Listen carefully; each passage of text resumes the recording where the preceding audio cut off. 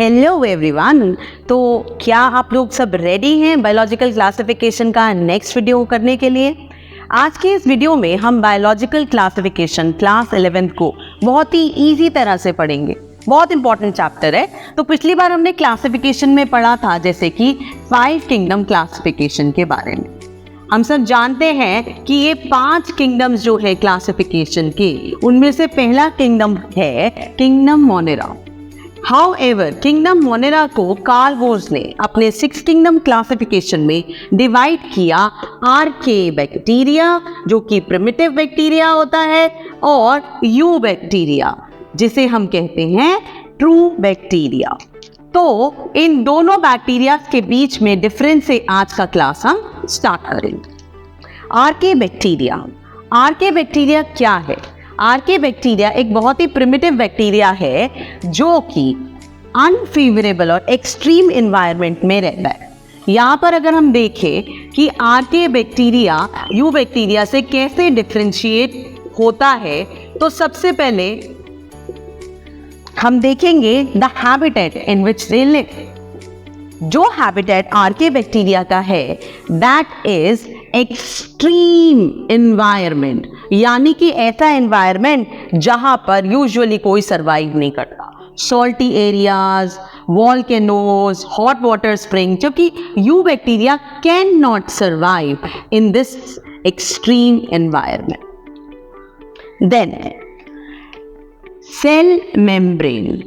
आर्के और eubacteria की cell membrane में एक बहुत इंपॉर्टेंट डिफरेंस है कि आर्के बैक्टीरिया की cell membrane is not a unit membrane, यानी कि बाइलिपिड लेयर गायब है, बाइलिपिड लेयर नहीं होती है। वहीं दूसरी तरफ यू बैक्टीरिया के पास एक ट्रू यूनिट मेम्ब्रेन होता है, जैसा कि अदरवाइज यूकैरियोटिक सेल्स में भी होता है।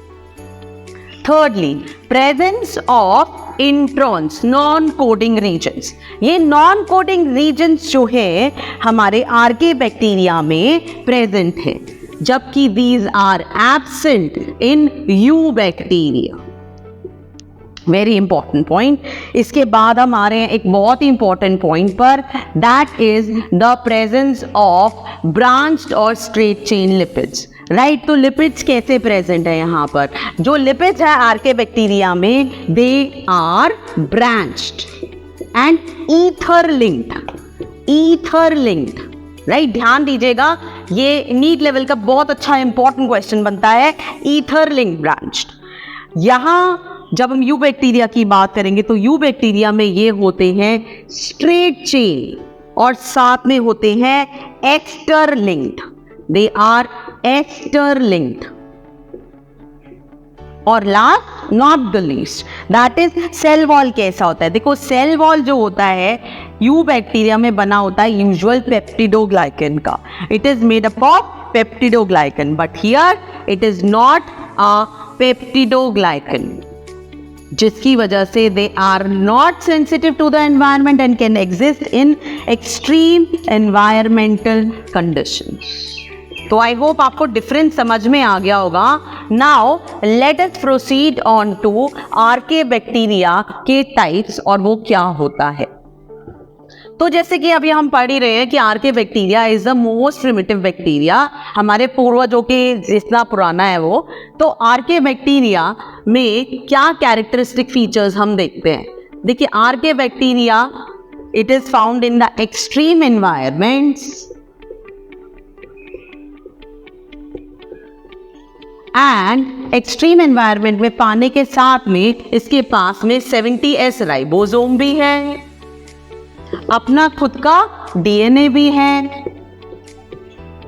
फिर भी it exist in the extreme environment conditions, जिसकी बेसिस पर हम इसकी एक्सट्रीम एनवायरमेंटल कंडीशंस के बेसिस पर इसको 3 कैटेगरीज में फर्दर डिवाइड कर देते हैं। तो ये एनवायरनमेंट के बेसिस पर हम इसे डिवाइड करते हैं सबसे पहले मीथेनोजेंस पर, जैसे कि नाम बता रहा है मीथेन जेनरेटिंग बैक्टीरिया। ये मीथेन जेनरेटिंग बैक्टीरिया एग्जिस्ट करता है in the gut of ruminants. अभी रूमिनेंट्स कौन होते हैं?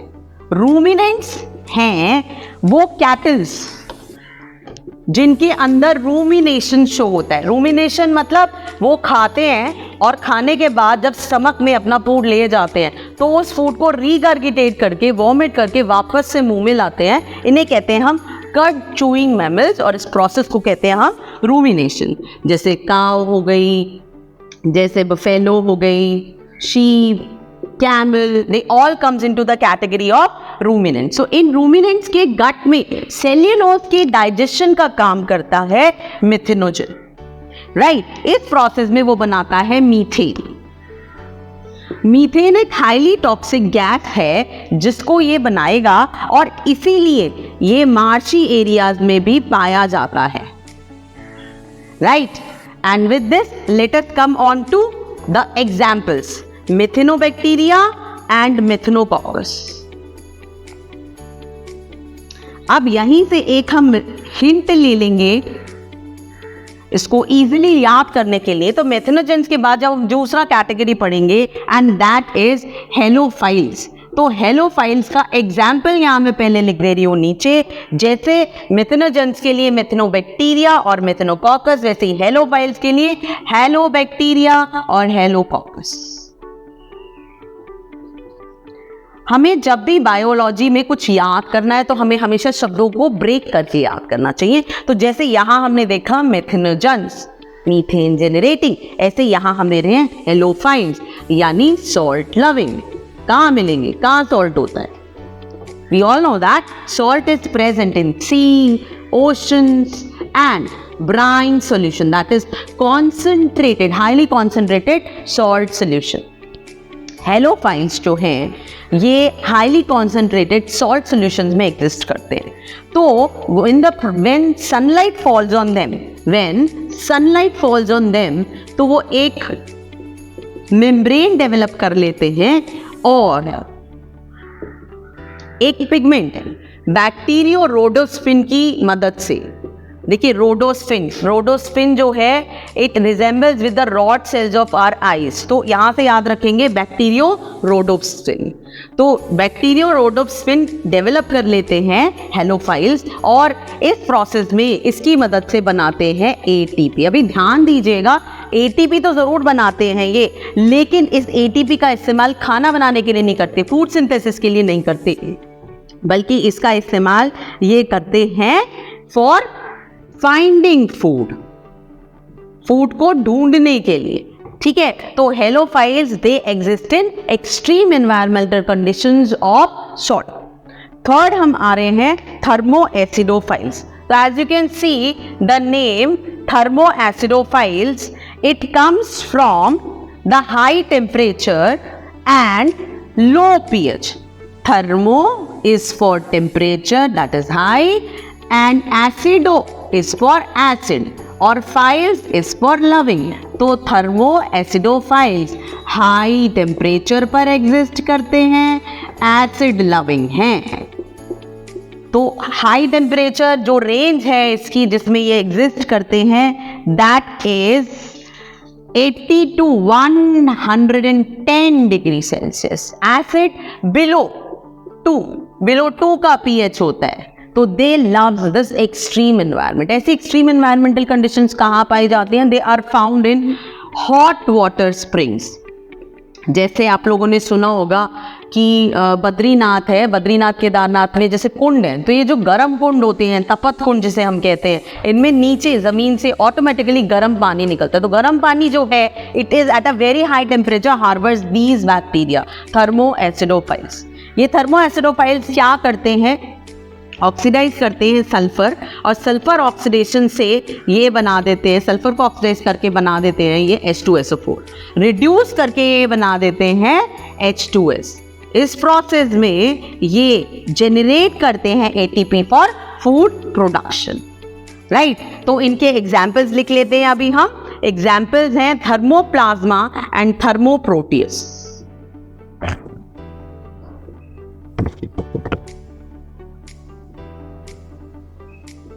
राइट तो इस तरह से आर्के बैक्टीरिया को हमने पूरी तरह से देख लिया कि आर्के बैक्टीरिया में ये 3 कैटेगरीज आते हैं। Now let us proceed on to the eubacteria मतलब ट्रू बैक्टीरिया. यू से कैसे याद रखेंगे? ट्रू. अब बैक्टीरिया कैसे ट्रू हुआ? एक ट्रू बैक्टीरिया के पास क्या होना चाहिए? वही जो एक ट्रू प्रोकैरियोट के पास होना चाहिए. हम क्लास 9 से पढ़ रहे हैं. तो यू बैक्टीरिया जो है, it is a true bacteria and it has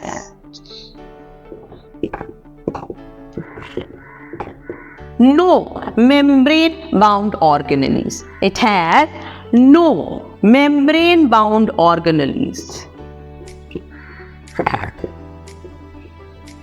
Obviously इसके पास में न्यूक्लियस भी नहीं होगी, तो ट्रू न्यूक्लियस भी नहीं है. No true nucleus. No true nucleus का मतलब क्या है? कि न्यूक्लियर मेम्ब्रेन नहीं है. तो जो न्यूक्लियस है उसे हम कहते हैं nucleoid. That is without nuclear membrane. Right. You bacteria के पास हैं 70S ribosome for production of proteins.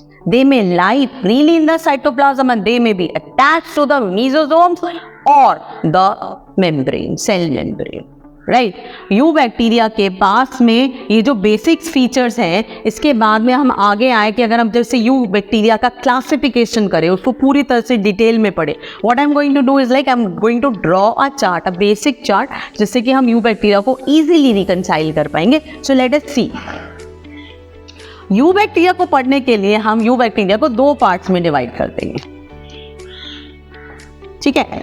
एक हो गया बाहर का पार्ट जिसको हम बोलेंगे ग्लाइकोकैलिक्स, और एक हो गया उसके अंदर का पार्ट जिसको हम कहेंगे प्रोटोप्लाज्म. राइट. तो जैसे ये बैक्टीरिया है, इस बैक्टीरिया के अंदर जो कुछ भी फिल्ड है ये हो गया इसका प्रोटोप्लाज्म, और बाहर की तरफ जो ये लेयर है, ये लेयर हो गई ग्लाइकोकैलिक्स की. तो ये जो ग्लाइकोकैलिक्स की लेयर है ये फिर से बनी है 3 पार्ट से. राइट. ये 3 पार्ट से सबसे बाहर की तरफ होती है एक चिपचिपी लेयर जिसको हम कहते हैं slime. Slime is the very sticky layer. और स्टिकी क्यों है ये? It is due to the presence of mucopolysaccharides. जैसे मैं आपसे बार बार कह रही हूँ, आपको कैसे लर्न करनी है चीज़ें, आपको तोड़ के लर्न करनी है. म्यूकोपॉलीसैकेराइड, तो म्यूको चिपचिपी चीज़ें होती है, पोली मतलब बहुत सारी, और सैकेराइड्स मतलब शुगर. तो जहाँ पर बहुत सारे शुगर के मॉलिक्यूल्स अरेंज्ड है और ये शुगर के मॉलिक्यूल्स मिलके एक स्टिकी स्ट्रक्चर दे रहे हैं जो चिपचिपा है और आपस में स्टिक करने में हेल्प करता है, उसे हम कहते हैं म्यूकोपॉलीसैकेराइड्स. राइट. ये म्यूकोपॉलीसैकेराइड इस बैक्टीरिया को भी कॉलोनी फॉर्मेशन में चिपक के आपस में रहने में हेल्प करते हैं. राइट. तो स्लाइम जो है it is made up of mucopolysaccharide. पर ये स्लाइम कभी कभी लूज होता है और कभी ये एक्सट्रीम एनवायरमेंटल कंडीशंस में या अनफेवरेबल कंडीशंस में टाइट हो जाता है.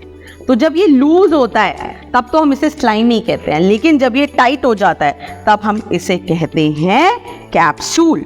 यानी जिस बैक्टीरिया ने इस स्लाइम को अनफेवरेबल कंडीशंस में कन्वर्ट कर दिया, ज्यादातर नाइट्रोजन के साथ रिएक्ट करके कन्वर्ट करता है, तो वो हो जाता है कैप्सुलेटेड बैक्टीरिया. ये कैप्सूल इसे प्रोवाइड करता है इम्यूनिटी टू होस्टाइल कंडीशंस. तो अगर बैक्टीरिया कैप्सुलेटेड हो तो naturally they will be protected for a longer time. Slime के बाद हम नेक्स्ट पार्ट पे आ रहे हैं, that is called cell wall. हम सब जानते हैं, हम लोग बार बार इस बारे में बात कर रहे हैं कि जो ट्रू बैक्टीरिया है उसकी सेल वॉल बनी होगी, किसकी बनी होगी? पेप्टिडोग्लाइकिन की, है ना. अभी पहले पेप्टिडोग्लाइकिन की बात कर लेते हैं. पेप्टिडोग्लाइकिन क्या है? पेप्टिडोग्लाइकिन को फिर से हम तोड़ के पढ़ते हैं.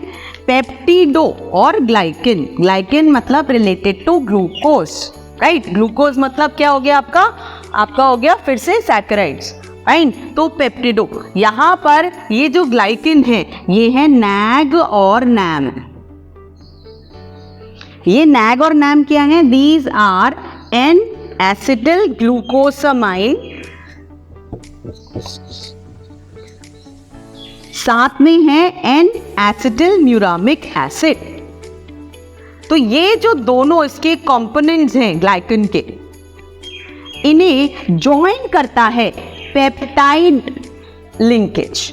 तो ये जो पेप्टाइड लिंकेज है इनके बीच में, ये बनाता है पेप्टिडोग्लाइकन। तो पेप्टिडोग्लाइकन इन 3 चीजों से बना है, नैग, नैम और बीच में आ गया आपका peptide linkage, right. Peptidoglycan cell wall बना रहा है बैक्टीरिया का।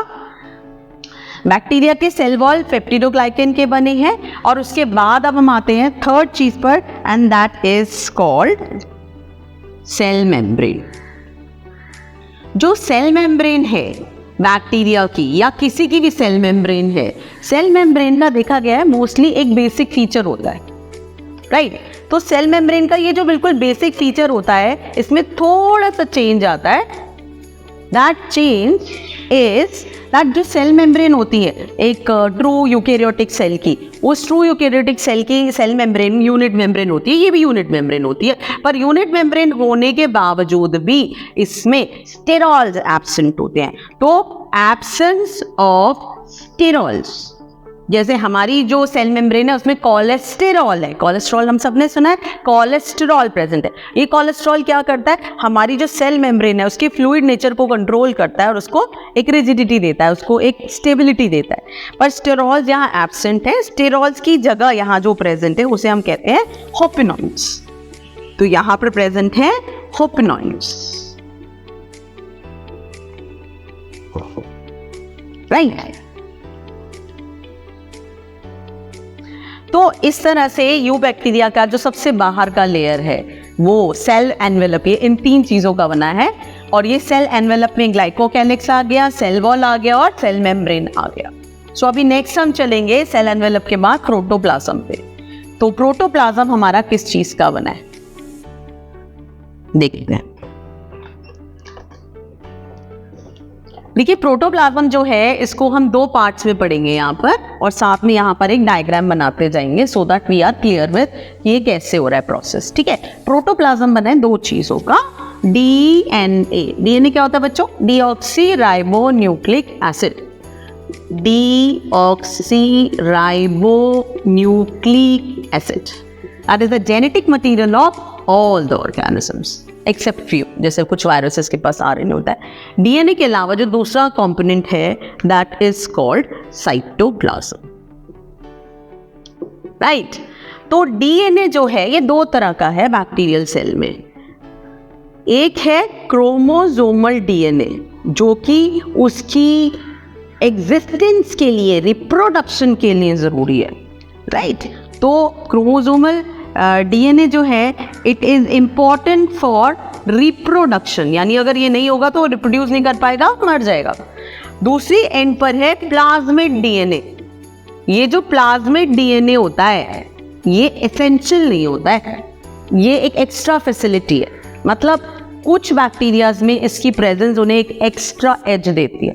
जैसे मान लीजिए प्लाज्मिड डीएनए के पास में एक जीन है जो उन्हें एंटीबायोटिक से रेजिस्टेंस दे रही है। तो एंटीबायोटिक से रेजिस्टेंस जिनके पास है, यानी ये वाला प्लाज्मिड है, वो वाले बैक्टीरिया एंटीबायोटिक्स देने के बावजूद भी नहीं मरेंगे। दैट मीन्स टू से नेचुरली उनकी लाइफ ज़्यादा बड़ी होगी, राइट। तो प्लाज्मिड डीएनए, क्रोमोसोमल डीएनए, एक बहुत इंपॉर्टेंट फैक्टर जो मैं अभी इंट्रोड्यूस कर देती हूँ, दैट इज कि जब आप क्लास 12th में आएंगे तो आप पढ़ेंगे, जब जेनेटिक इंजीनियरिंग के बारे में पढ़ेंगे तो आप यहाँ प्लाज्मिड्स का इंपॉर्टेंस देखेंगे। Plasmids are used as a vector in genetic engineering. सब जानते हैं वेक्टर्स क्या होते हैं, है ना। तो वेक्टर्स कौन होते हैं, जो लेके जाते हैं। तो डीएनए को, किसी एक पर्टिकुलर डीएनए के फ्रेगमेंट को वो लेके जा रहे हैं डेस्टिनेशन पर, राइट। तो ये हो गया हमारा डीएनए। इसके डीएनए के बनाने के साथ में यहाँ पर हम एक डायग्राम बनाते जाएंगे। इसके बाद में डायग्राम बनाने के साथ में हम बाकी की चीज़ों को एक्सप्लेन करते जाएंगे। तो सबसे पहले हम ये जब डायग्राम बनाएंगे तो डायग्राम में सबसे बाहर की लेयर जो होगी वो उस लेयर में हम बनाएंगे सेल एनवेलप। क्या बनाएंगे, सेल एनवेलप। तो ये देखेंगे हम सबसे पहले यहाँ पर एक सेल एनवेलप बना रहे हैं काले रंग से, और ये जो सेल एनवेलप है इसके चारों तरफ हम एक लेयर लगा दे रहे हैं ये रेड कलर से। ये जो लेयर है ये चिपचिपी है, जैसे कि हमने अभी बात करी थी ग्लाइकोकैलिक्स से, ठीक है। तो ग्लाइकोकैलिक्स की ये लेयर है सबसे बाहर। ग्लाइकोकैलिक्स के बाद जब दूसरी लेयर लगा रहे हैं, इसका नाम है सेल वॉल। हमने अभी तक सेल वॉल भी पढ़ लिया है। और तीसरे नंबर पर हम लगा रहे हैं अब सेल मेम्ब्रेन। अंदर की तरफ है सेल मेम्ब्रेन। अभी देखिए सेल मेम्ब्रेन बनाते हुए बीच बीच में जगह छोड़ेंगे हम, क्योंकि इसको हम अभी एक्सप्लेन करेंगे क्यों हम यहाँ पर जगह छोड़ रहे हैं। सेल मेम्ब्रेन से बहुत सारे स्ट्रक्चर्स निकलेंगे जिनको अभी हम यहाँ पर देखने वाले हैं। तो यहाँ पर हम क्या कर रहे हैं, इस सेल मेम्ब्रेन से यहाँ पर निकाल रहे हैं फ्लैजेला। ठीक है, बैक्टीरिया का फ्लैजेला। ज़रूरी नहीं है सभी में हो, लेकिन बैक्टीरिया में फ्लैजेला हो सकता है। और ये बैक्टीरिया का फ्लैजेला जो है ये निकल रहा है सेल मेम्ब्रेन से। तो हमारी ये ग्रीन कलर से जो लेबलिंग करी है इसका नाम है cell membrane, right. Cell membrane के साथ में हम क्या कर रहे हैं, यहाँ पर ये जो जगह छोड़ी है बीच बीच में से यहाँ पर स्ट्रक्चर्स निकाल रहे हैं। छोटे छोटे आप देख रहे हैं ग्रीन कलर के, ये छोटे छोटे से स्ट्रक्चर्स को मैं अभी यहाँ पर मेंशन करने वाली हूँ। इनका नाम क्या है, इनका नाम है पिलाई।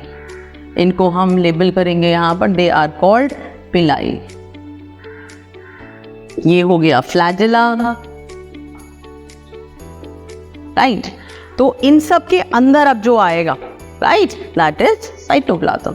तो हम जब यहाँ पर ये सारी बात कर रहे हैं तो हमने अभी सेल मेम्ब्रेन से कुछ स्ट्रक्चर्स निकाले हैं, उनको मैं यहाँ मेंशन कर देती हूँ। सेल मेम्ब्रेन से हमने जो स्ट्रक्चर्स निकाले हैं उनमें हो गया आपका फ्लैजेला, उसमें हो गया आपका पिलाई, फिम्ब्रे भी आते हैं इसमें, है ना। और इसमें एक और चीज़ आ गया बेसल बॉडीज। तो ये क्या हो गए सब, ये सब हो गए सेल मेम्ब्रेन के ही पार्ट्स। तो सेल मेम्ब्रेन जब बाहर की तरफ इवैजिनेट कर जाती है तो बनाती है ये सारे स्ट्रक्चर। लेकिन बैक्टीरिया में एक और इम्पॉर्टेंट चीज़ है जिसको मैं मेंशन करना चाहूँगी यहाँ पर, दैट इज कि जब बैक्टीरिया की सेल मेम्ब्रेन अंदर की तरफ इनवैजिनेट करती है तो ये बनाती है ऐसे स्ट्रक्चर्स जिन्हें हम कहते हैं mesosomes. What do we call them, mesosomes. ये जो मीजोजोम्स होते हैं ये हमारे यूकेरियोटिक सेल के माइटोकॉन्ड्रिया जैसे होते हैं। They are analogous to mitochondria. तो mesosomes are analogous to mitochondria. अब माइटोकॉन्ड्रिया क्या बनाता है, आप सबको याद होगा, माइटोकॉन्ड्रिया बनाता है एटीपी। तो इसी तरह से मीजोजोम भी बनाता है एटीपी। मेम्ब्रेन बाउंड ऑर्गेनेलीज नहीं है, उनकी जगह सेल मेम्ब्रेन अंदर की तरफ मुड़ गई है और उसने ही एटीपी बनाना स्टार्ट कर दिया है। ठीक है, तो अब हमारे साइटोप्लाज्म के पास में, तो यहाँ प्रोटोप्लाज्म में जो स्ट्रक्चर अभी हम यहाँ मेंशन कर चुके हैं that is the presence of DNA. तो यहाँ पर हम एक काम करते हैं, डीएनए और बना लेते हैं। तो ये हम बना रहे हैं डीएनए। अब यहाँ पर देखिएगा ये डीएनए कैसे बना रही हूँ मैं। जो डीएनए है ये है क्रोमोसोमल डीएनए। क्या नाम रखा मैंने इसका, क्रोमोसोमल डीएनए। तो ये जो क्रोमोसोमल डीएनए है ये होता है डबल स्ट्रैंडेड और सर्कुलर। अभी सर्कुलर का मतलब आप सब समझते होंगे कि सर्कल है। सर्कुलर का मतलब यहाँ पर है कि क्रोमोसोम के दोनों एंड्स आपस में कनेक्टेड है। शेप कोई सी भी हो सकती है, सर्कल नहीं हो जरूरी नहीं है। ऐसे ही हम यहाँ बनाएंगे अब प्लाज्मिड डीएनए। प्लाज्मिड डीएनए जो है वो हम रेड कलर के पेन से बना रहे हैं। ये रहा प्लाज्मिड डीएनए। प्लाज्मिड डीएनए भी इसकी तरह डबल स्ट्रैंडेड और सर्कुलर है, राइट। और इसके बारे में अभी हमने बात करी। तो जैसे यहाँ पर मैंने एंटीबायोटिक रेजिस्टेंस जीन दिखाई, मान लीजिए मैंने ये दिखा दी, ये है एंटीबायोटिक रेजिस्टेंस जीन। ठीक है, ऐसे ही और जीन्स भी हो सकती हैं, जैसे फर्टिलिटी फैक्टर जीन्स हो सकती हैं। ठीक है, और इसके अलावा आपकी कॉल्चिसिन रेजिस्टेंस जीन हो सकती हैं। ठीक है, कॉल प्लाज्मिड होता है। तो ऐसे ही करके प्लाज्मिड जो होते हैं वो कई तरह के हो सकते हैं। Now let us proceed with cytoplasm. जो बचा है अंदर, ये साइटोप्लाज्म क्या है, ये वाला पार्ट है जहाँ मैं डॉट्स लगा रही हूँ। तो साइटोप्लाज्म में अब क्या बचा बैक्टीरिया में ना, तो देखते हैं साइटोप्लाज्म में क्या बचता है। हमारे साइटोप्लाज्म में हमारे बचता है छोटे छोटे यहाँ पर राइबोसोम्स आ जाएंगे। तो राइबोसोम्स हम लोग कई बार डिस्कस कर चुके हैं। Ribosomes can be attached to the cell membrane, they will lie freely in the cytoplasm. Function क्या है, हम सबको पता है कि इनका राइबोसोम्स का हमेशा फंक्शन होता है प्रोटीन प्रोडक्शन। ये प्रोटीन फैक्ट्रीज होती है, बस राइबोसोम होता है यहाँ पर 70S। अभी S क्या होता है? S stands for sedimentation coefficient. Sedimentation coefficient या स्वेडबर्ग यूनिट, राइट। तो 70S होता है प्रोकैरियोटिक सेल का और हमारे सेल का होता है 80S, 80S। राइबोसोम्स जैसे हमने भी बात करी अलग अलग जगह पर प्रेजेंट है, पर कई बार राइबोसोम्स एक चेन बना के प्रेजेंट होते हैं। तो जैसे ये मैंने बनाया mRNA। mRNA मतलब मैसेंजर RNA। अब मैसेंजर RNA की स्ट्रैंड के ऊपर आपके अटैच्ड है राइबोसोम। राइबोसोम जो होता है, राइबोसोम सबसे छोटा सेल ऑर्गेनेल ये होता है। उसकी खास बात क्या होती है कि इसकी 2 सब यूनिट्स होती है। तो जैसे ये 70S है, ठीक है, तो 70S की छोटी सब यूनिट हो गई ऊपर और नीचे हो गई बड़ी सब यूनिट। तो ये जो छोटी सब यूनिट है यहाँ पर ये है 30S और जो बड़ी सब यूनिट है ये है हमारी 50S। टोटल मत कर देना कि 30 + 50 तो मैम 80 होता है, ठीक है, ऐसे नहीं चलता है। तो उसको हम आगे की वीडियोस में डिस्कस करेंगे सेडिमेंटेशन के बारे में। तो 30S जो है वो छोटा है और 50S जो है ये बड़ा है, ठीक है, और ये आपके mRNA पे अटैच्ड है। तो जब 4 से 5 ऐसी राइबोसोम्स इकट्ठे अटैच होते हैं तो हम इसे कहते हैं polysomes. What do we call it? Polysomes, right. तो एक ही तरह के प्रोटीन्स की कई सारी कॉपीज जब एक यू बैक्टीरिया में प्रेजेंट हो, that is due to the presence of polysomes, ठीक है। अब राइबोसोम्स के अलावा और भी कुछ चीज़ें प्रेजेंट होती हैं। तो अभी इसके बाद में साइटोप्लाज्म में जो और चीज़ें प्रेजेंट है उन्हें करने के लिए यहाँ ये वाला पार्ट में रख कर रही हूँ। आई होप आप लोगों ने लिख लिया होगा। तो इसके अलावा साइटोप्लाज्म में राइबोसोम्स के अलावा क्या प्रेजेंट है? राइबोसोम्स के अलावा प्रेजेंट हैं क्रोमेटोफोर्स। क्रोमेटोफोर्स सारे बैक्टीरिया में प्रेजेंट नहीं होते। क्या होता है कि जो सेल मेम्ब्रेन है यही इसी में से ऐसे करके कुछ वेसिकुलर स्ट्रक्चर्स डिटैच हो जाते हैं और ये बनाते हैं क्रोमेटोफोर्स। जैसे कि नाम बता रहा है, क्रोमेटोफोर्स के पास होता है बैक्टीरियो क्लोरोफिल्म, ठीक है, और क्या मदद करेगा? Naturally in the process of photosynthesis. तो it will help in, right. तो क्रोमेटोफोर्स जो है they are the vesicles which get detached from the cell membrane and then helps in the process of photosynthesis. Fine. इसके बाद में आ जाते हैं chromatophores के बाद में आ जाते हैं हम इंक्लूजन बॉडीज पर। तो इसके अंदर कई तरीके की इंक्लूजन बॉडीज होती हैं, जैसे कि हम इनऑर्गेनिक सब्सटेंसेस देख ले, जैसे यहाँ पर आयरन ग्रेन्यूल्स हो सकते हैं, यहीं पे लिख देती हूँ मैं, जैसे इंक्लूजन बॉडीज में हो सकते हैं आयरन ग्रेन्यूल्स, ठीक है, और सल्फर ग्रेन्यूल्स, और हो गए आपके बॉलिटिन ग्रेन्यूल्स। सो अलग अलग तरीके के ग्रेन्यूल्स प्रेजेंट होते हैं जो अलग अलग तरीके का कलर देते हैं, रंग देते हैं, ठीक है। इसके साथ में लास्टली यहाँ पर प्रेजेंट होती है गैस वैक्यूल। तो देखो मैं यहाँ पर एक गैस वैक्यूल बना रही हूँ। हाउएवर ये गैस वैक्यूल जो होती है ये क्या करती है आपको समझना होगा। ये गैस वैक्यूल जो होती है प्लांट्स के वैक्यूल जैसी नहीं होती, क्योंकि इनके चारों तरफ ट्रू सेल मेम्ब्रेन नहीं है। ये गैस वैक्यूल कुछ ऐसी नजर आती है। गैस वैक्यूल जो है उसके चारों तरफ ढेर सारी गैस वेसिकल्स है, ठीक है। ये गैस वेसिकल्स जो है they are impermeable to water, यानी पानी को अंदर नहीं जाने देती, but they are permeable to gas, यानी गैस इसके अंदर जाती है। तो इसका क्या बेनिफिट मिलता है? इसका बेनिफिट ये मिलता है कि it allows helps it in the buoyancy, इसको स्विम करने में हेल्प करता है। बॉयंसी यानी स्विम करने में इसको हेल्प देगा। तो स्विम कैसे करेगा? जब इसको ऊपर आना है तो क्या होगा, इसके अंदर गैसेस भर जाएंगी। गैसेस जब भर जाएंगी इसके अंदर तो इट विल गेट लाइट और ये ऊपर आ जाएगा, फ्लोट करेगा। तो जैसे एक फोटोसिंथेटिक बैक्टीरिया है, उसको फ्लोट करने के लिए सनलाइट के लिए ऊपर आना है तो बिल्कुल एक सबमरीन की तरह हल्का हो जाएगा और ऊपर आ जाएगा, और नीचे जाना है तो गैसेस बाहर चले जाएंगी। गैसेस जो है, ये गैस वैक्यूल जो है, इसे हार्मफुल रेडिएशन से भी बचाती है, बैक्टीरिया को प्रोटेक्ट्स फ्रॉम हार्मफुल रेडिएशन। तो एक तरह से हमने एक पूरा अल्ट्रा स्ट्रक्चर यहाँ पर बैक्टीरिया का देख लिया है और ये बहुत इजी बन गया है हमारा। एंड जैसे कि अब हमने पूरा अल्ट्रा स्ट्रक्चर पढ़ लिया है बैक्टीरिया का, तो let us proceed now students to the size of bacteria. जो बैक्टीरियाज होते हैं उनका जो साइज होता है नॉर्मली 1 to 10 माइक्रोन मीटर होता है। तो 1 to 10 माइक्रोन मीटर पे हर बैक्टीरिया लाई करता है, ये बात सच नहीं है। कुछ बैक्टीरिया बहुत छोटे, जैसे एक स्मॉलेस्ट बैक्टीरिया का मैं नाम लूँ यहाँ पर, वो है केवल 0.15 माइक्रोन मीटर का, नाम है डायलिस्टर न्यूमोसाइनी। ठीक है, और जो सबसे बड़ा लार्जेस्ट बैक्टीरिया है इसमें आ जाता है, ये है लगभग 1 मिलीमीटर का, इसका नाम है थायो मार्गरीटा। मार्गरीटा पिज्जा नहीं खिला रही हूं आपको, नामीबियंसिस, राइट।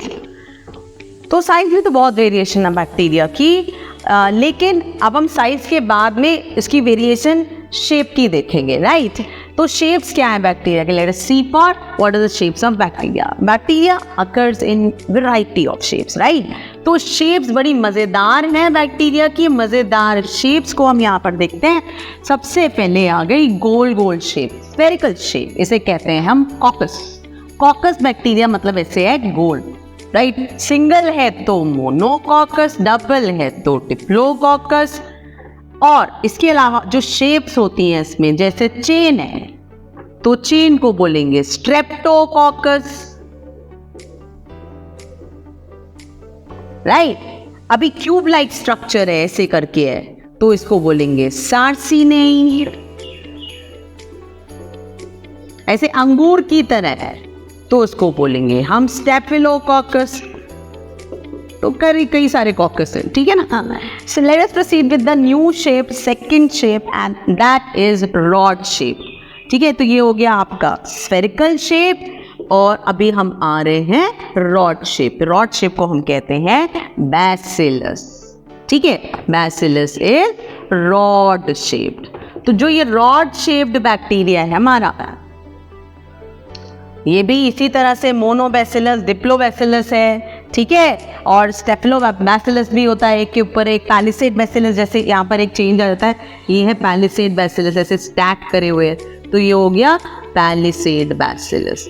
इसमें जो अलग खास बात है वो ही लिखूंगी, पूरा तो लिखने का कोई ज़रूरत नहीं है, आप लोग काफ़ी इंटेलिजेंट हैं खुद से। जो अलग बात है वो ये है कि बैसिलस बैक्टीरिया जो है वो करता है बेटा एंडोस्पोर फॉर्मेशन। एंडोस्पोर एक हाईली रेजिस्टेंट स्ट्रक्चर होता है कैल्शियम डिपिकोलिनेट होने की वजह से इसके सेल वॉल में। तो ये सिर्फ और सिर्फ बैसिलस में पाया जाता है। जैसे एग्जांपल अगर मैं आपको दूं यहाँ पर बैसिलस बैक्टीरिया की, जैसे लैक्टोबैसिलस दही में जो पाया जाता है, right. Bacillus anthracis, anthrax cause करता है, ठीक है। तो ये इसके एग्जाम्पल हो गए जो कि एंडोस्पोर फॉर्म करेंगे। तीसरी शेप पर आ रहे हैं अब हम। तीसरी शेप का नाम है विब्रियो। क्या नाम है? विब्रियो।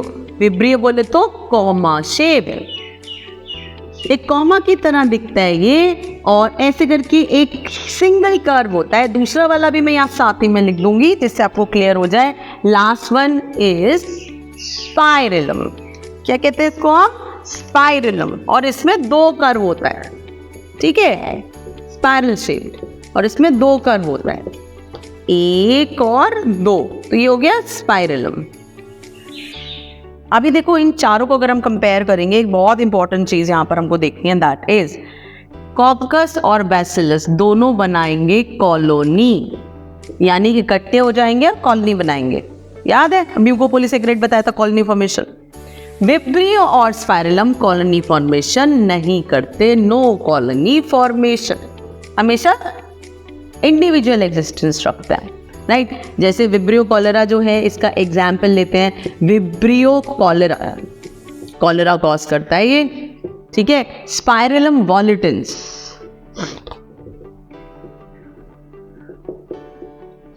कुछ और भी शेप्स यहाँ पर बैक्टीरिया की देखी जाती हैं, जैसे कि बडेड बैक्टीरिया, स्टॉक्ड बैक्टीरिया, ये आ गया रोडोमाइक्रोबियम, स्टॉक बैक्टीरिया, कॉलोबैक्टर, स्टॉक्ड है ये,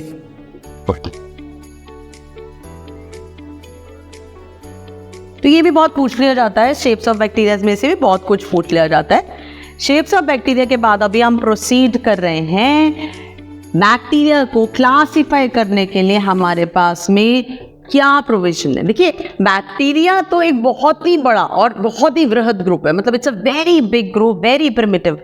तो इतना प्रिमिटिव है, नेचुरली तरह तरह के बैक्टीरिया है। तो एक कोशिश है, एक डैनिश साइंटिस्ट है क्रिश्चियन ग्राहम है, तो उन्होंने एक स्टेन बनाया। क्रिश्चियन ग्राहम साहब ने एक स्टेन, एक डाई बनाया और उसका नाम है ग्राहम स्टेन। ठीक है, ये ग्राहम स्टेन की मदद से स्टेनिंग करके हम बैक्टीरिया को डिस्टिंग्विश करते हैं दो कैटेगरीज में, ग्राहम पॉजिटिव और ग्राहम नेगेटिव। राइट, तो पहले हम ग्राहम स्टेनिंग का प्रोसेस पढ़ लेते हैं। बहुत आसान है। मिट्टी लेनी है आपको और मिट्टी को पानी में इस तरह से घोल लेना है। जब मिट्टी को लिया तो फिर आप क्या करेंगे, एक ग्लास स्लाइड पर इस मिट्टी से बैक्टीरियल स्मीयर बनाएंगे। बैक्टीरिया को इस पर स्मीयर कर देंगे, हल्का सा हीट करके जिससे ये थोड़ी कॉन्वेक्स से चिपक जाए, आप यहाँ पर अप्लाई करेंगे आप ग्राहम स्टेन। ग्राहम स्टेन की 2-3 बूंदे यहाँ पर अप्लाई कर दीजिए, 2 to 3 ड्रॉप्स। ठीक है, तो कलर कर दिया आपने। राइट, अब आपने जब कलर कर दिया तो अब क्या होगा, हम कोई चीज़ जब कलर करते हैं तो वो धोने पर निकल जाएगी आराम से, वो निकल ना जाए इसलिए हम इसको फिक्स करेंगे। यहाँ पर हम यूज़ करते हैं एक मॉर्डेंट। राइट, तो यहाँ 2-3 ड्रॉप्स हमने ग्राहम स्टेन की यूज़ करी, अब हम 5 से 6 ड्रॉप्स यूज़ करेंगे इस मॉर्डेंट की, जो कि फिक्स कर देगा कलर को बैक्टीरिया से, जिसका नाम है KI, potassium iodide solution. Right, तो ये ग्राहम स्टेन से सबसे पहले हमने कलर करा, पहले करा सबसे इंपॉर्टेंट है प्राइमरी स्टेन, ये है मॉर्डेंट जो उसको फिक्स कर देगा। अब फिक्स कर दिया कलर हमने, अब हम क्या करेंगे, अब हम उसको वॉश करेंगे, मतलब जो बैक्टीरिया को हमने कलर दिया है उसको पूरी तरह से निकालने की कोशिश करेंगे। और यहाँ अब हम ऐड करेंगे, we will add now absolute alcohol. Absolute alcohol से इसको वॉश करने के बाद वाटर से वॉश करेंगे, वॉश विद वाटर। राइट, अब what we will do now, what we will do, we will watch these colonies of bacteria in microscope।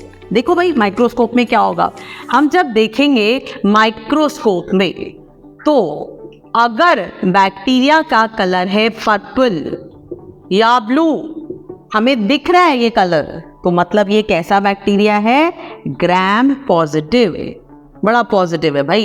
इतना धोने के बाद में भी कलर नहीं निकला, रिटेन कर गया कलर। दूसरा वाला जिसमें कोई कलर नहीं दिखेगा, उसको अब हम एक सेकेंडरी स्टेन से कलर करने की कोशिश करेंगे, नाम है सैफ्रनीन। बड़ा कॉमन है, बायोलॉजी लैब में मिलता है, पिंक कलर का स्टेन होता है ये। इससे जब हम कलर करेंगे, अभी अगर पिंक कलर आएगा तो ये हो गया ग्राम नेगेटिव है, क्योंकि ग्राम स्टेन के साथ कलर इसने लूज कर दिया ना। नेगेटिव कौन है, जो ग्राम स्टेन के कलर को रिटेन ना कर पाए। पॉजिटिव कौन है, जो एब्सोल्यूट अल्कोहल से वाटर से वॉश करने के बावजूद भी ना निकले। तो ग्राम नेगेटिव बैक्टीरिया और ग्राम पॉजिटिव बैक्टीरिया, इन दोनों बैक्टीरिया को हमने इस स्टेनिंग के द्वारा डिफरेंशिएट कर लिया। अब हम पढ़ेंगे यहाँ पर what is the difference between the two stains. तो जैसे कि अभी हमने ग्राम पॉजिटिव और ग्राम नेगेटिव बैक्टीरिया को देखा, अब हम पढ़ेंगे very important difference between gram positive and gram negative bacteria. देखिए, जो ग्राम पॉजिटिव बैक्टीरिया होता है उसकी जो वॉल होती है वो रिटेन करती है कलर और दिखती है पर्पल या ब्लू कलर की स्टेन के कारण, जबकि ग्राम नेगेटिव बैक्टीरिया की जो है, अगर हम सैफ्रनीन यूज करते हैं तो पिंक दिखती है। थिकनेस सेल वॉल की है, ग्राम पॉजिटिव बैक्टीरिया की थिकनेस है लगभग 20 to 80 नैनोमीटर, वहीं पर ये है gram negative bacteria 8 to 12 nanometer. Number of layers is single in gram positive while it is 2 in gram negative. Shape of cell wall is straight in case of gram positive, which is wavy in case of gram negative. Teichoic acid present in case of gram positive, absent in case of gram negative. Rings in the basal body 2, right? While here all 4 rings are present. Fine. म्यूकोपेप्टाइड्स का number बहुत ज्यादा होता है, right? लगभग 70 से 80%. यहाँ पर 10 से 20% ही होता है. मीजोसोम्स प्रोमिनेंट है in case of gram positive bacteria, number है लेस ग्राम नेगेटिव बैक्टीरिया में. एंटीबायोटिक से रिस्पॉन्ड जो है ग्राम पॉजिटिव का, दे आर वेरी ससेप्टेबल, यानी आसानी से नुकसान पहुंचा सकती है यहाँ पर एंटीबायोटिक्स, जबकि ग्राम नेगेटिव जो है दे आर लेस ससेप्टेबल. नुकसान कौन पहुंचाएगा हमें? नेचुरली नुकसान हमें पहुंचाते हैं ग्राम नेगेटिव बैक्टीरिया. तो ये यूजफुल है और ये है हार्मफुल. अभी हम एक बहुत मजेदार सा निमोनिक पढ़ेंगे जिससे हम जल्दी से ग्राम पॉजिटिव और ग्राम नेगेटिव बैक्टीरिया को लर्न कर पाएंगे. तो देखो, ग्राम पॉजिटिव बैक्टीरिया के लिए यहाँ पर जो निमोनिक है वो है ग्राम positive bacteria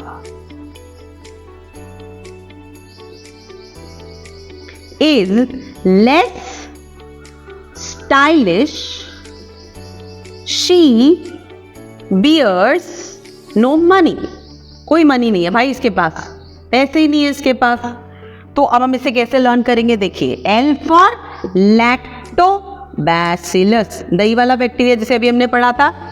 S for staphylococcus, इसको भी हमने अभी पढ़ा था, स्टेफिलोकोकस को. F for streptococcus, B for bacillus और N for nocardia. ये सारी क्या हो गए? ग्राम पॉजिटिव बैक्टीरिया. ठीक है, तो 2 मिनट में हमने ये जल्दी से याद कर लिया. Mnemonic gram positive bacteria is less stylish, she bears no money, right?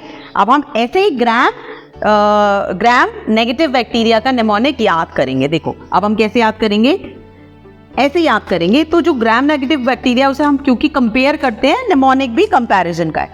Gram negative bacteria is very elegant.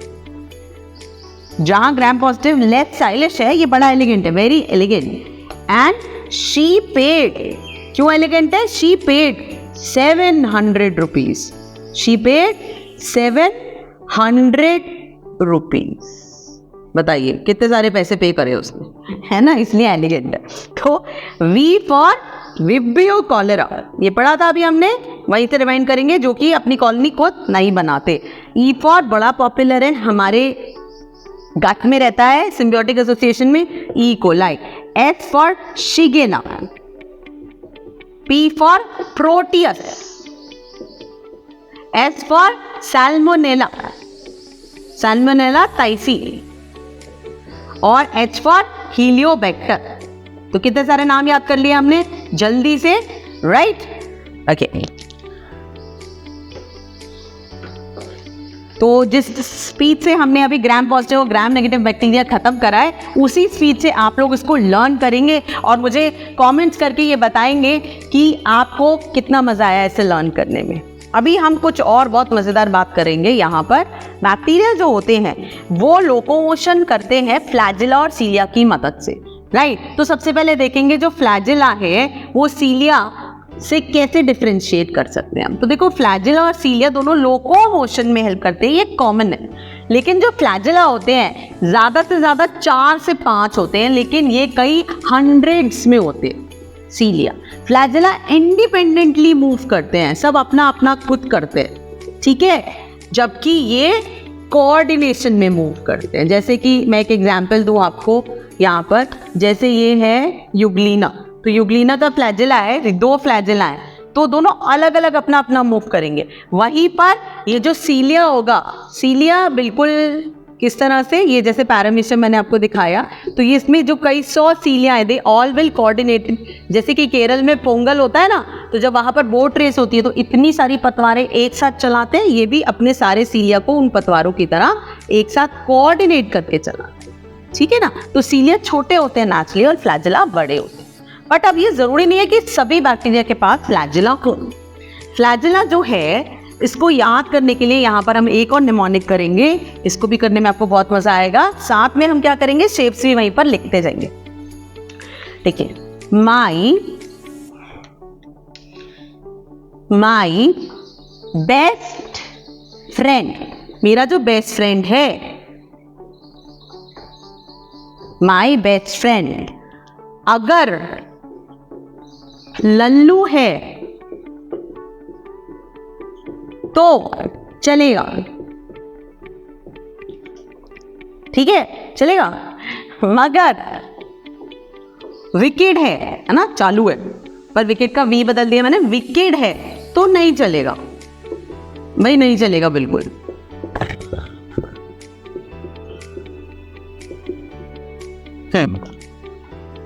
Right, अभी ना आए, अभी ना आए तो चलेगा। सर खाए, सर खाने वाला हो ना, यहां पर सी है, बताओ, सर खाए फिर नहीं चलेगा।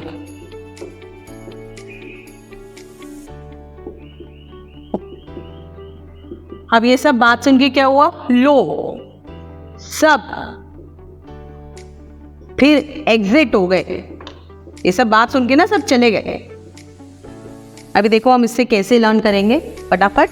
तो यहाँ पर बी और एफ है बैक्टीरिया के फ्लैजेलेशन के लिए, तो इससे मुझे पता चल रहा है कि मैं बैक्टीरियल फ्लैजेलेशन की बात कर रही हूँ। जब हम लर्न करेंगे और कोई क्वेश्चन करेंगे नीट लेवल का, तो ऐसे करके लर्न करेंगे। माय बेस्ट फ्रेंड, अगर लल्लू है, अब यहाँ पर ए है, ए ट्राइकस, ये एक बैक्टीरिया बनाया जिसमें कोई फ्लैजेला नहीं है, तो ए ट्राइकस का मतलब है नो फ्लैजेला। तो अगर लल्लू है, एन है लैक्टोबैसिलस, दही वाला बैक्टीरिया, कितनी बार बात कर ली ना हमने अभी। देखो यहाँ पर हमने ग्राम पॉजिटिव बैक्टीरिया में बात कर ली, ए ट्राइकस में बात कर ली, बैसिलस में बात कर ली। मगर अब एम किसके लिए, एम है मोनोट्राइकस, एक फ्लैजेला। मगर विकेट है विब्रियो कॉलेरा, कॉमा शिफ्ट, ठीक है। अभी ना आए तो चलेगा। अब यहाँ ए किस लिए आ गया, ए आ गया एम्फी के लिए। एम्फी का क्या मतलब होता है बच्चों, amphibian, both land and water. तो जब दोनों पोल्स पर फ्लैजेला हो, ठीक है, टू फ्लैजेला ऑन पोल्स, तो हम इसे कहते हैं एम्फीट्राइकस, राइट। और इसका एग्जांपल हो गया एन फॉर नाइट्रोजोमोनास। नाइट्रोजोमोनास कौन होता है, देखो नाइट्रोजन साइकिल में फिक्सिंग कर रहा होता है नाइट्रोजोमोनास। सर खाए फिर नहीं चलेगा, तो सी हो गया यहाँ सिफिलोट्राइकस के लिए। किसके लिए हो गया, सिफिलोट्राइकस के लिए। सिफिलोट्राइकस में क्या होता है, बंच ऑफ फ्लैजेला, ठीक है, बंच ऑफ फ्लैजेला होता है। तो सिफिलोट्राइकस का जो एग्जाम्पल है वो है P, P for Pseudomonas fluorescence, ठीक है। एल है लोफोट्राइकस के लिए। लोफोट्राइकस में मतलब बंच ऑफ फ्लैजेला दोनों एंड्स पर है, ठीक है, ऑन बोथ एंड्स, लोफोट्राइकस। इसका एग्जाम्पल है ये सैल्मोनेला टाइफी।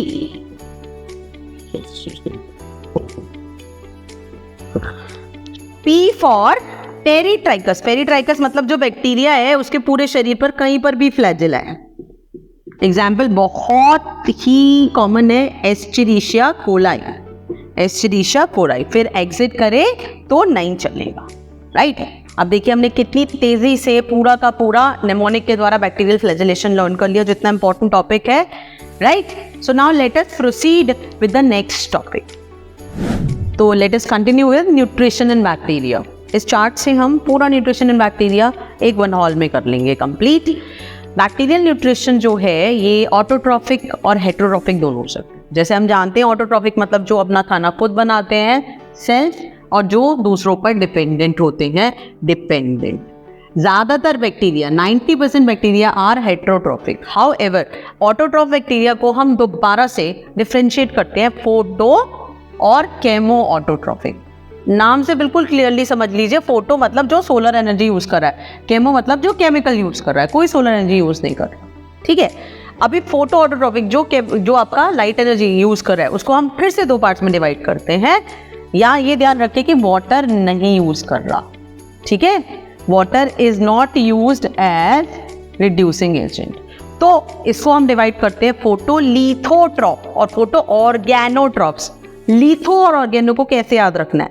लिथो इनऑर्गेनिक है क्योंकि फोटो ऑर्गेनो ऑर्गेनिक है। जो ऑर्गेनिक कंपाउंड को यूज कर रहा है वो हो गया फोटो ऑर्गेनोट्रॉप, जो कि लाइट सोलर एनर्जी की मदद से ऑर्गेनिक कंपाउंड्स को ऑक्सीडाइज करके एनर्जी बनाए वो हो गया फोटो ऑर्गेनोट्रॉप्स, और जो कि लाइट एनर्जी की मदद से इनऑर्गेनिक कंपाउंड से फूड बनाए हो गया फोटोलिथोट्रॉप। फोटोलिथोट्रॉप्स को हम डिवाइड करेंगे ग्रीन सल्फर और purple sulphur bacteria. Green sulphur, purple sulphur, यहाँ green non sulphur, purple non sulphur. Chlorophyll pigment same रहेगा। ग्रीन सल्फर के लिए आया बैक्टीरियोवर्डिन, तो ग्रीन नॉन सल्फर के लिए भी आएगा बैक्टीरियोवर्डिन। पर्पल सल्फर के लिए आएगा बैक्टीरियोपर्प्यूरिन, तो पर्पल नॉन सल्फर के लिए भी आएगा बैक्टीरियोपर्प्यूरिन। ग्रीन सल्फर, सल्फर यूज करेंगे ऑब्वियसली, तो ये यूज करेंगे H2S हाइड्रोजन सल्फाइड। वहीं पर पर्पल सल्फर यूज करते हैं इनऑर्गेनिक सल्फर। एग्जाम्पल्स है क्लोरोबियम, क्रोमैटियम। फोटो ऑर्गेनोट्रॉप्स में ग्रीन नॉन सल्फर यूज करते हैं non sulphur aliphatic organic compounds. दोनों ही non sulphur aliphatic organic compounds use करते हैं। एग्जाम्पल है क्लोरोनिमा और रोडोस्पायरिन। राइट, तो अब आ जाते हैं हम दूसरे रेफरेंस पर।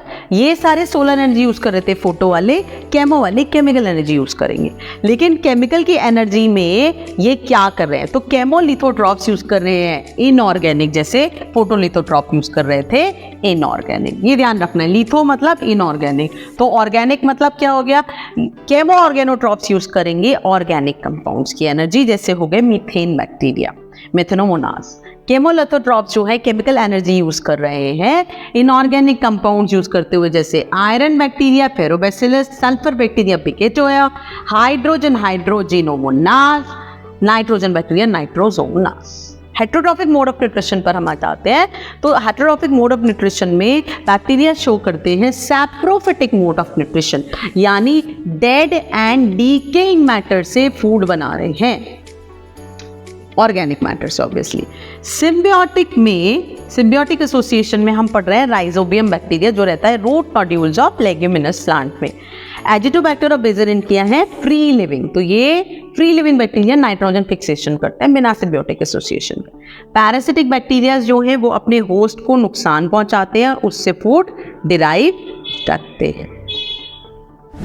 So great! In today's video we have learned so much. सारे निमोनिक याद हुए होंगे आपको।